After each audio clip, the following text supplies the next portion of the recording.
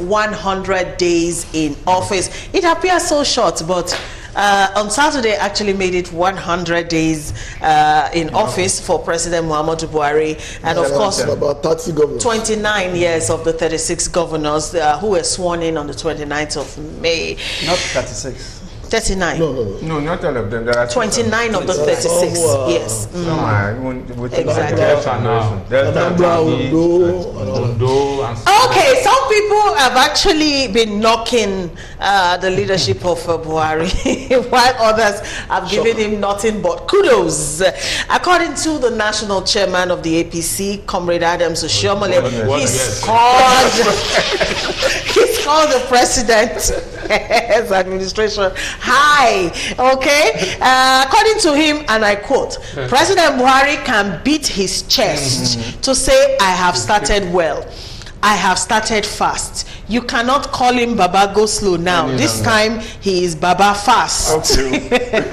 I think he's talking about how long it took for him to constitute his cabinet. In the last dispensation, 6 months, all right? But this time around, 55 days. So do we see that as an 2 months? As an improvement? Where do we start? Let me start from you. The issue really is this. Well, during the first term, I mean, it was understandable that he needed, but you're talking of second term now.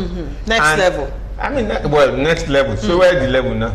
But in fairness to him, though, like I've always said, he inherited quite a lot of rot. Okay. And it's so easy to destroy. It takes so much time to build. True. So we need to be patient. Okay. I know that the infrastructural deficit that he inherited, he's doing so much about that. Right now, the Lagos-Ibadan Expressway is still undergoing construction. In fact, I'm not sure there was any time it stopped. In the last 10 years. So, well, yes, there are, like my guy will always say, the biggest room is the room for improvement. There are so many things that could be better done, but we need to understand where we are coming from. Okay. So, but in your own opinion, 100 days so far, is there anything really to be proud of?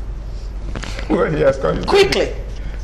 He has constituted the cabinet. Okay. And like I said, the infrastructural thing is still ongoing. They never stopped about that. Okay. Because that's something that is very, very, very key.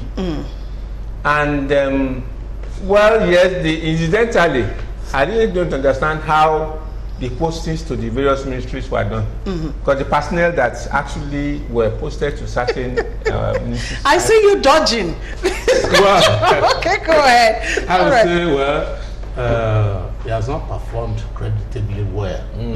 It's on the average. Why I'm saying this is that, you know, during the first tenure, he was so sick, going from one hospital to the other, traveling here and there. Now that he has regained his health back, I expect him, he had known most of these ministers, he's now reappointing now. I don't understand. He shouldn't have even taken more than a month 3 hours before reappointing them. I don't understand. But let's give him a chance. We are at the next level now. We don't have a choice. We don't even have a choice now. The remaining 4 years, let's give it to him. Let's see how he perform. Well, I'm not a big fan of 100 days. So what can you do? You don't see that as a yardstick to measure. Not only Buhari, but even some of the governors. Okay. Because when you look at the list of what they brought forward as achievements, they are laughable in the list. Somebody talk about painting the toilets and fixing something. I think the second term of Buhari must solve certain problems that he inherited and those that he created. Okay. And both of them are very gargantuous. And that to me is key. For instance, infrastructure as working on, and the economy that seems to defy all laws of all the things they've thrown at it. Okay. The naira is still floating dangerously. We are still throwing money at certain issues. And we are still locking borders to stop import of what we are not producing. So these are a lot of flip-flops in economic terms that has happened in the last 100 days that they must look into. All right, Chief Officer. 100 days. Well, like Akogo said, I'm not a fan of 100 days. For 4 years, I think I haven't seen anything that made Adam Oshomole praise Mr. President to high heaven. It's just like Patience here saying that Galaxy is the best TV in the world. You don't need to praise, you don't need to know where it's coming from, because that's where they are paying Patience salary. It's called loyalty. It's called loyalty. If Secondos has made such a statement, okay, it would have been, maybe we would have had a second look at where it's coming from. Maybe he has been given something or whatever. So I think, it's too early in the day to begin to look at, assess Mr. President's second term. His first term, he didn't do well. The main reason why we are all leaving this country, and we seem to forget quite early that, look, as so many people are going to South Africa, so many people are in Libya trying to cross the Atlantic Ocean, the Indian Ocean, to Spain, to other countries. If your country is conducive enough for you, you will be fleeing. You see, anyway, I ended there. Okay, this one says 100 days, nothing. Nigeria is in shambles. I repeat, until we react violently as it is done in other parts of the world, we go nowhere. All right, this other one says the Nigerian government takes Nigerians as slaves. No invention, no manufacturing, no industries, clamping down of people's businesses, high cost of living. The only thing in Nigeria is politics and religion. I am ashamed. Moses Chinecherem sent that one in. All right, this other one says, so you are talking about patience here when Nigerians are crying for hunger and starvation. We should have patience now. Let's have patience. Yes. Seriously, when Malga says we need to be patient, I disagree with you, sir. Because look, sir, for some people like you, sir, you must have grandchildren. Your children are working, and the rest of it. To be very modest.